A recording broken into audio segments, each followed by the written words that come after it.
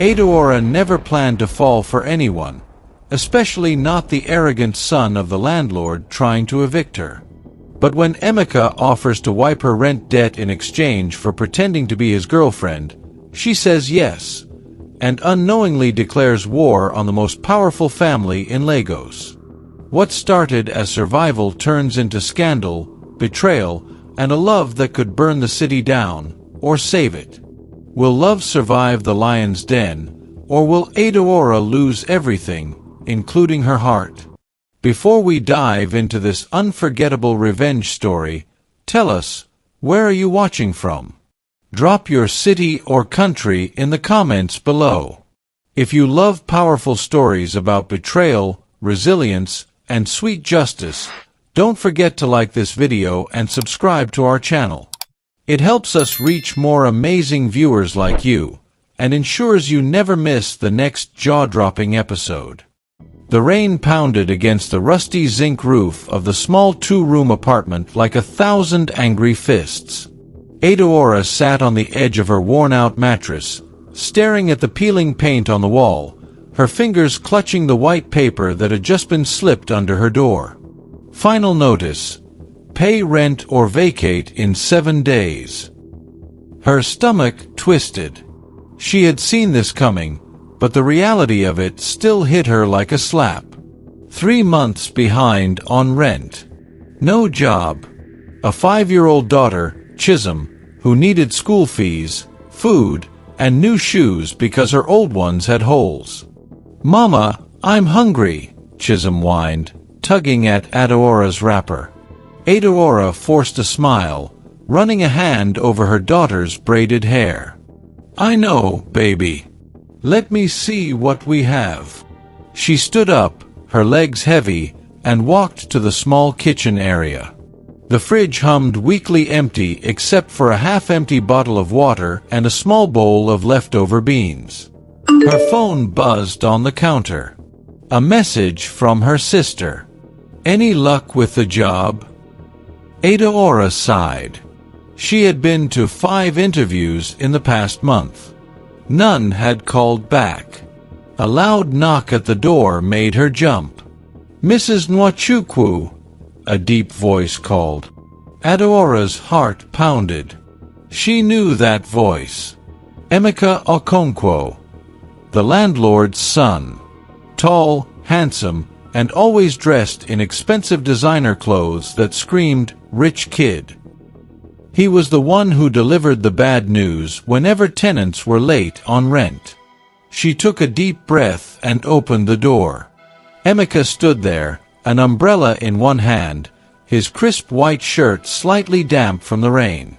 His eyes flicked over her, her faded Ankara dress, the tired lines on her face, the small apartment behind her. "You got the notice," he said, not a question. Adaora lifted her chin. "Yes, I'll pay. I just need more time." Emeka smirked. "That's what you said last month." She clenched her fists. "Do you enjoy this? Coming to threaten struggling women and children?"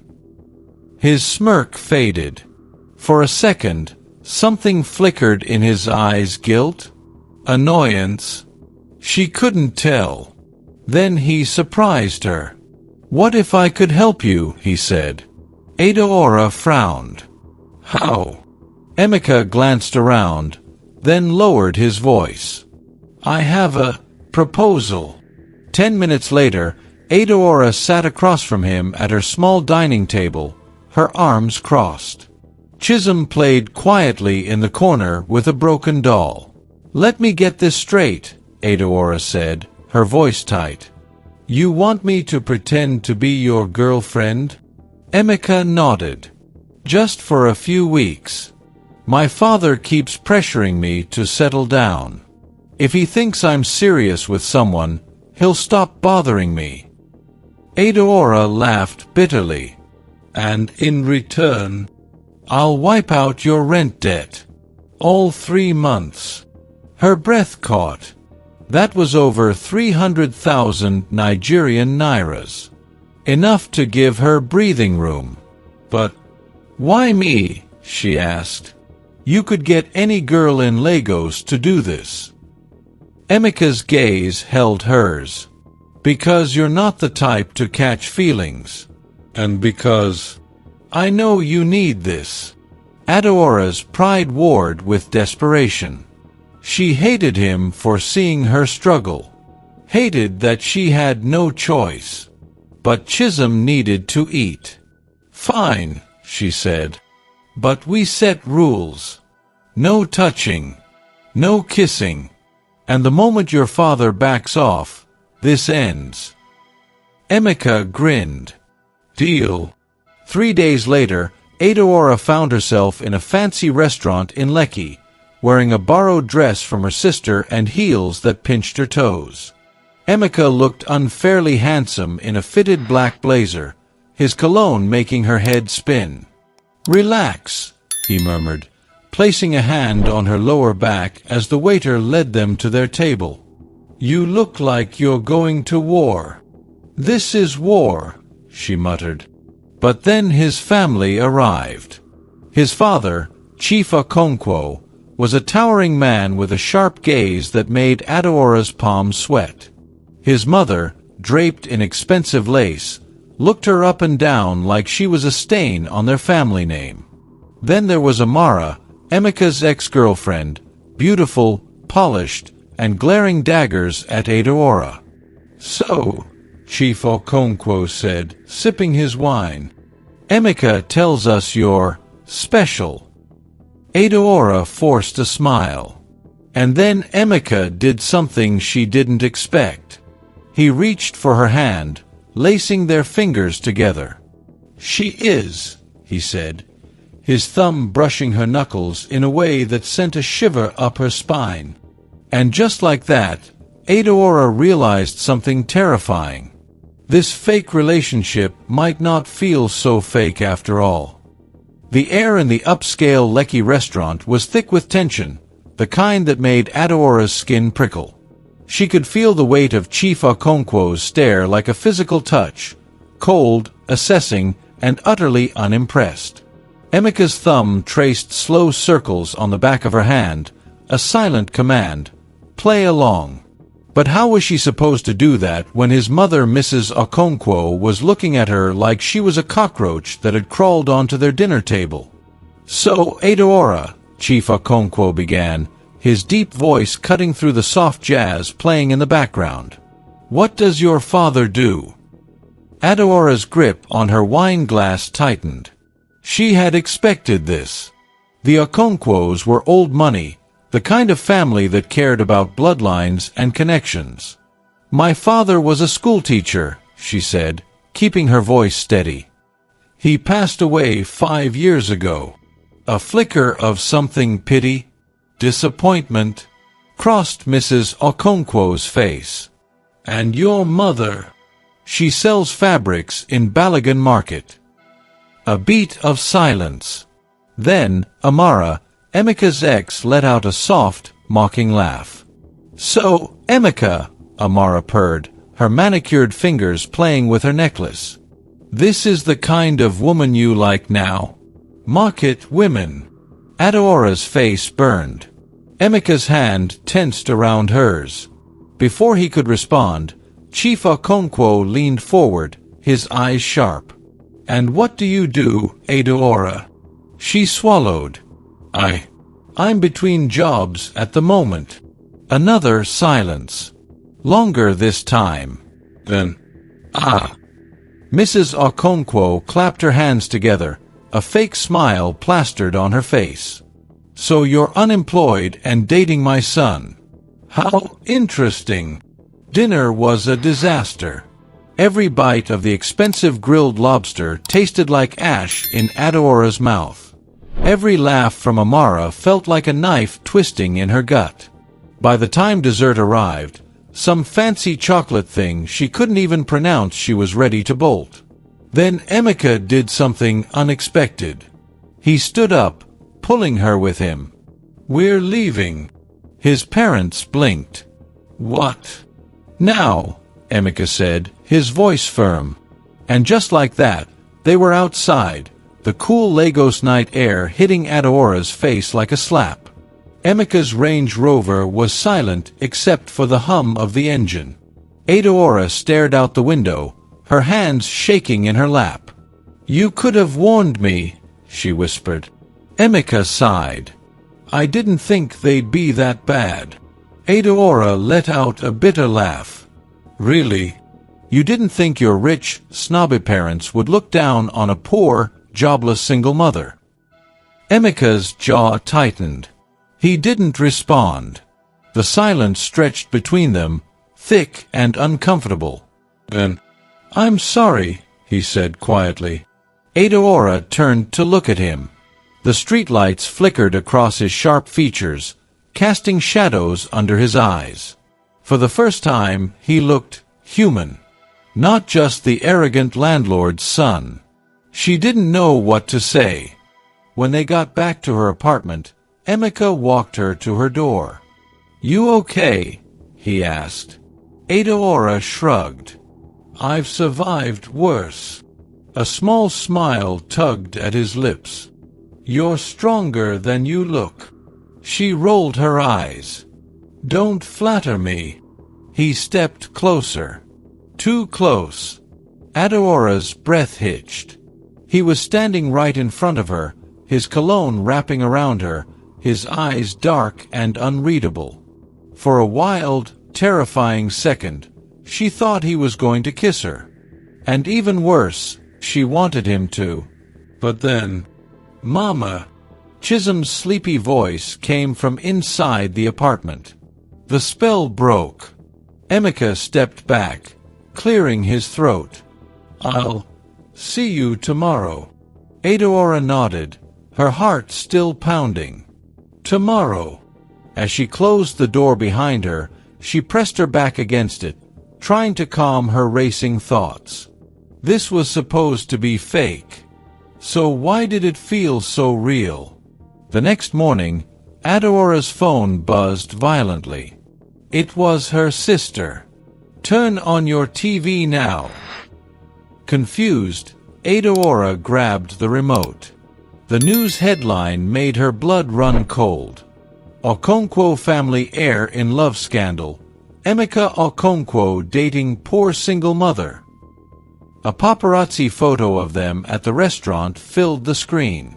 And beneath it, Chief Okonkwo disowned son.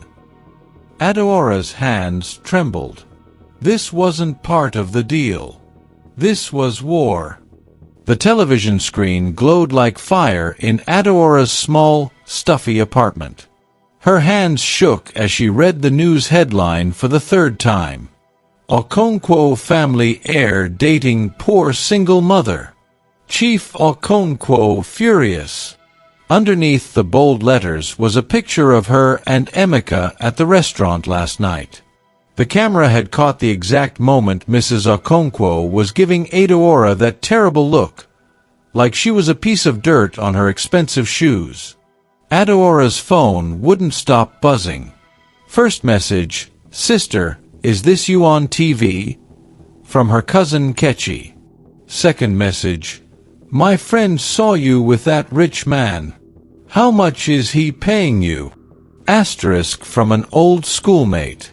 Third message, this one made her blood freeze. "Ms. Nwachukwu, this is Barrister Adele Eek from Okonkwo Holdings. We are reviewing your tenancy agreement. Expect our visit tomorrow morning." Adaora sank to the floor, her legs suddenly weak. This was bad. Very bad. A loud knock startled her awake at midnight. Adaora crept to the door, her heart pounding. Who could be visiting at this hour? Through the peephole, she saw Emeka, but not the proud, rich Emeka she knew. This Emeka looked like he'd been through war. His usually neat hair was messy. His expensive shirt was wrinkled. And he was carrying a big black bag. She opened the door. "Emeka." "What?" "They took everything," he said, his voice rough like he'd been shouting. "My cars. My apartment. Even my bank accounts. My father froze everything. Adaora's hands flew to her mouth. Oh God, because of me? Emeka stepped inside and closed the door. The small apartment felt even smaller with his tall body filling the space. The air smelled like his expensive cologne mixed with sweat. Not because of you, he said, moving closer. Because of me. Because I refused to let them disrespect you. Adaora's back hit the wall as Emeka came nearer. She could feel the heat coming off his body. His eyes were darker than she'd ever seen them. Tell me to leave, he whispered, his breath warm on her face. Tell me this was all a mistake, and I'll walk away right now. Her heart was beating so fast she thought it might jump out of her chest. Every sensible thought told her to push him away. But her body, her traitorous body, leaned closer. We had an agreement, she said weakly. Emeka laughed, but it wasn't his usual rich boy laugh. This was darker, more dangerous. Forget the agreement. Then his lips crashed onto hers. What happened next was a blur of heat and need. Emeka's hands, those soft, privileged hands that had never known real work, tore at her cheap nightdress. Buttons popped and clattered on the floor. His mouth moved from her lips to her neck, biting gently in a way that made her gasp. Adaora's fingers tangled in his hair as he lifted her effortlessly. Her legs wrapped around his waist as he carried her to the bed. Her old, squeaky bed that suddenly felt too small for all this feeling. When their bodies finally joined, Adaora let out a cry she quickly muffled against his shoulder. It had been so long, too long since she'd been touched like this. Since she'd felt wanted. Emeka moved slowly at first, his eyes locked on hers like he was memorizing every expression on her face. But soon, slow wasn't enough. Their movements became frantic, desperate. The bed protested loudly beneath them. At the peak, Emeka groaned her name like a prayer, and Adaora saw stars behind her closed eyelids. Sunlight streaming through the thin curtains woke Adaora. For one beautiful second, she forgot everything. Then she felt the warm body beside her. Saw Emeka's Rolex watch on her broken nightstand. His designer clothes scattered on her cement floor like fallen leaves. Reality came crashing back. She had slept with her landlord's son. The same man whose family was trying to destroy her. What had she done? As if answering her thoughts, loud banging shook the front door. Open up. Lagos State Tenancy Board. Adaora scrambled for her wrapper, her heart in her throat. Emeka woke with a start, immediately alert. Through the peephole, she saw 3 uniformed officers and Barrister Adaora's smirking face. Her blood ran cold. The moment she opened the door, the lawyer spoke. Ms. Nwachukwu, you're being evicted for illegal subletting. You have 1 hour to vacate these premises. Emeka appeared behind her, shirtless, making the officer's eyes widen. The hell she is.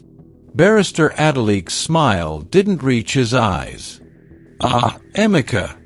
Your father said you'd be here. He lowered his voice. He gave a message. Come home alone by noon, or she'll lose more than just a home. Adaora's eyes darted to the street below. A news camera crew was setting up. This wasn't just an eviction. It was a public humiliation. With Chisholm safely at a neighbor's, Adaora faced Emeka amid half-packed suitcases. Go back to your family, she said, voice breaking. I'll figure something out. Emeka grabbed her wrists gently. After last night, you think this is just business? A tear escaped down her cheek. What else could it be? You're a billionaire's son. I'm a nobody. His kiss was his answer, slow, deep, and filled with promises. When he pulled away, his eyes burned with determination. I'm going to burn down every wall between us, he vowed, starting with my father's. The morning sun burned hot over Lagos, but Adaora felt cold all over as she stood in the middle of her half-packed apartment. The eviction notice in her hand might as well have been a death sentence. 1 hour to vacate the premises. 1 hour to find a new place to live. 1 hour before she and Chisholm would be thrown onto the streets. Emeka was pacing like a caged lion, his phone pressed to his ear. "No, I don't care what my father said," he cursed loudly and hung up. Adaora swallowed hard. "You should go." Emeka turned to her, his eyes blazing. "I'm not leaving you. But your family can burn in hell," he growled. A knock at the door made them both freeze. It was Mrs. Becker, Adaora's neighbor from downstairs. The older woman's eyes darted between Adaora and the half-naked billionaire's son in her apartment. "Adaora, my dear." Mrs. Becker hesitated. "They're saying on the news that you seduced him for money." Adaora's stomach dropped. "What?" Mrs. Becker pulled out her phone and showed her the headlines. "Gold digger alert. Poor single mother traps Okonkwo heir." Underneath was a photo of her and Emeka leaving the restaurant, edited to make her look like she was clinging to him. Emeka snatched the phone. "This is bullshit." Mrs. Becker wrung her hands. "The whole compound is talking. Some journalists came earlier, asking about you." Adaora's legs threatened to give out. This wasn't just an eviction, it was a character assassination. 10 minutes later, Adaora rushed through the back alley of the compound, clutching Chisholm's hand. Her daughter kept asking, "Mama, why are we running?" But Adaora couldn't answer. Emeka had insisted they go to his friend's empty apartment in Yaba. "It's safe there. No one will find you." But as they ducked into a waiting Uber, Adaora saw the crowd forming at the front of her building. Reporters, neighbors, even strangers holding up phones to record. Her life had become a public spectacle. The apartment in Yaba was small but clean. Emeka had food delivered, jollof rice, fried plantains, chicken. Chisholm ate hungrily, oblivious to the storm outside. Adaora couldn't swallow a single bite. Emeka sat across from her, his jaw tight. "I'll fix this." "How?" she whispered. He reached across the table and took her hand.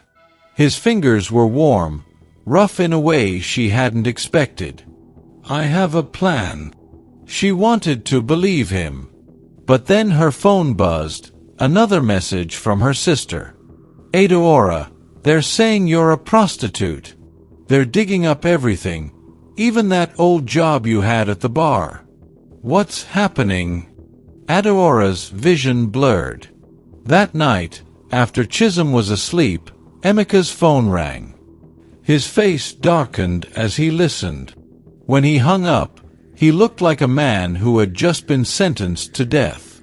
"It was Amara," he said quietly. "She leaked everything to the press. Paid people to lie about you." Adaora's blood boiled. "Why?"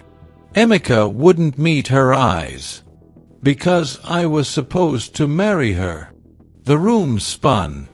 Of course. The beautiful ex with the designer clothes and perfect life. Adaora stood abruptly. "You should go to her. Fix this. Marry her if you have to. Just leave me out of it." Emeka moved faster than she expected. 1 second she was turning away, the next his arms were around her, his chest pressed against her back. "Never," he growled in her ear. Then he spun her around and kissed her like a man starving. This kiss wasn't like last night's desperate passion. This was slow, deep, acclaiming. Adaora's resistance crumbled. Her hands fisted in his shirt as he walked her backward toward the bedroom. When the back of her knees hit the bed, Emeka pulled back just enough to look into her eyes. "Tell me you don't want this," he challenged. She couldn't. Clothes fell to the floor. His lips traced the scars on her body, the stretch marks from pregnancy, the rough patches from years of hard work. Where others might have seen flaws, Emeka worshipped like they were treasures. When they finally came together, it wasn't just bodies connecting. It felt like souls colliding.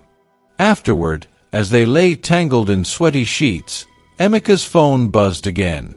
He ignored it. Adaora knew this peace wouldn't last. Because outside these four walls, war was coming. And she was right in the middle of it.